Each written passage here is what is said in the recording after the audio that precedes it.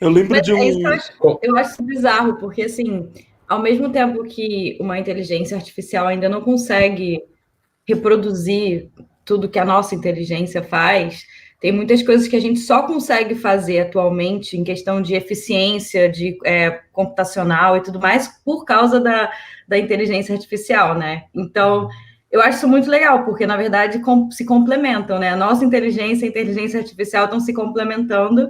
Então, no final das contas, a inteligência artificial também tem pontos que a gente não tem, talvez, assim, né? Tipo, a rapidez em analisar dados e gerar respostas e tudo mais, assim. Eu não sei se Perfeito. tem alguma opinião sobre isso, mas... Como surgiu, então, a inteligência artificial? Para o povo entender do que a gente está falando, assim, Certo. disso tudo. Como tudo envolvendo computação, a gente poderia começar com o Turing, né? Pai da computação, ateu, homossexual, etc. E, assim, a área de inteligência artificial começa depois da Segunda Guerra Mundial. O Turing faz um trabalho importante, acho que ele publicou em 1950, em que ele coloca a pergunta: será que máquinas podem pensar? E aí, é daí que sai o teste de Turing e tal. E, embora ele tenha dado essa contribuição, eu acho que o início mesmo da área começa em 1956, quando teve uma conferência chamada Conferência de Dartmouth, que, para quem é da física ou da astronomia, é como a conferência de Solvay. Sabe aquela famosona, que tem um monte de físico foda, assim, tipo Marie Curie, Einstein, não sei o quê? Foi meio que isso para a inteligência artificial. E juntou várias pessoas importantes, algumas que eram só estudantes na época, não eram tão relevantes, mas que depois se tornaram realmente, sei lá, pessoal que está na linha de frente de IA por boas décadas. Então, surgiu mais ou menos aí, e foi aí que o termo apareceu, proposto por um cara chamado John McCarthy, e ele sugeriu inteligência artificial e ficou desde então, com muitos debates, né, com psicólogos, neurocientistas, etc., mas o termo acabou ficando. Então, surgiu nessa conferência, teve muito otimismo, porque era um bagulho novo, a galera falou, meu, que legal, já pensou se a gente conseguir?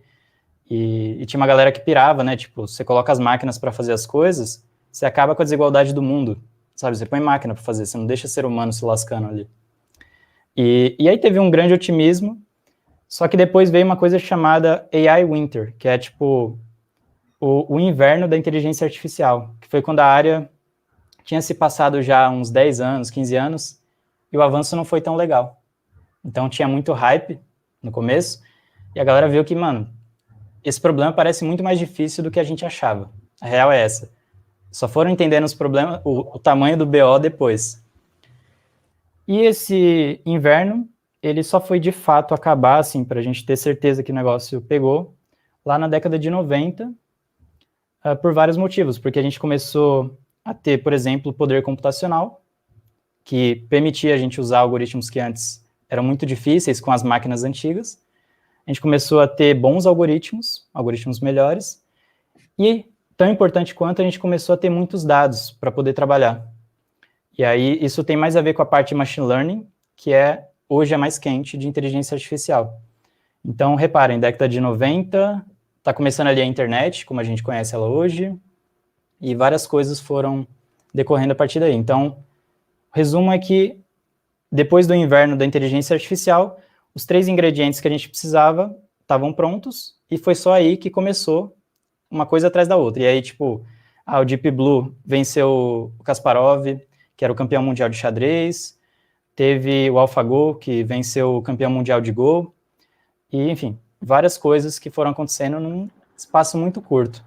Só para dar uma noção para vocês... naquelas, né? Então, tem no caso do Deep Blue tem enfim, tem umas tretas aí, históricas, mas, tipo, só para dar uma ideia para vocês da velocidade disso.